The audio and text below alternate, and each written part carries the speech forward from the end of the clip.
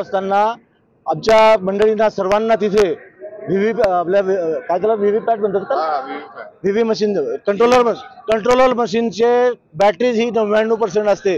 मी त्यांना सांगितलं की 99% बॅटरी कशी असू शकते. दिवसभर मशीन तिथे वोटिंग केलं, ते 400 वोटिंग असो, 1000 वोटिंग असो, अशा मशीनचे सुद्धा 99% वोटिंग आहे.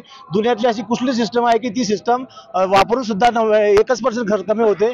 माझं टेक्निकली असं मत आहे, दुनियातला कुठलाही टेक्निकल इलेक्ट्रॉनिक माझ्या समोर आणावा, मी त्यांना त्या क्लॅरिफिकेशन द्यावं त्यांनी मला की ह्या बॅटरी अशा प्रकारची बॅटरी दिवसभरात कमी होत नाही, 1% कमी होते आणि महिनाभर पडल्यानंतर कमी होत नाही. हे सर्व रेडीचा डाव चालू आहे आणि जेवढ्या 99% बॅटरीज आहे तेवढ्या मशीनचं वोटिंग हे फक्त आणि फक्त कमळाला आहे. म्हणजे यांनी काय गडबड केलेली आहे आम्हाला समजत नाही. आम्ही हे वोटिंग होऊ देणार नाही, याच्या पुढचं वोटिंग होऊ देणार नाही. दुसरं 2च राऊंड डिक्लेअर केल्यानंतर पुढचे 7 राऊंड त्यांनी कुणालाही न सांगता वोटिंगच्या मशीन पैभारे घेऊन आले आणि ओपन केल्यात आणि 99% वोटिंग असलेल्या मशीनचं वोटिंग आम्हाला मान्य नाही. मतदान प्रक्रिया आम्ही थांबवलेली आहे, पण याच्यात जबरदस्ती केली तर आमच्या कुठलीही कारवाई झाली तर आम्ही हे उधळणार नाही.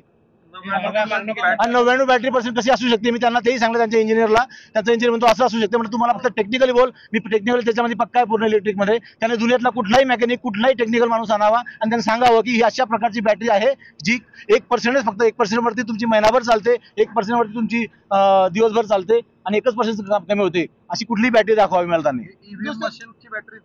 ईव्हीएम ते आपली कंट्रोलर पॅडचा कंट्रोलर पॅड काय मागणी केलेली आहे? आम्ही सांगितलं की आम्हाला 99% बॅटरीवाला मशीन चालणार नाही. निवडणूक आयोगाकडे आपण लेखी तक्रार आम्ही आता मेल करायचा होता, तिथे आम्हाला कोणतीही व्यवस्था दिलेली नाही आहे. परंतु आता मोबाईलने काही नाही, आम्ही त्यांना अर्ज दिलेला आहे आणि त्यांना सांगितलं तुम्ही पुढे कंप्लेंट करावी. आणि हा रडीचा डाव चुकीचा आहे, असं कसं होऊ शकते. प्रत्येकाने माझ्या म्हणणं आहे जगात भारतातल्या सर्व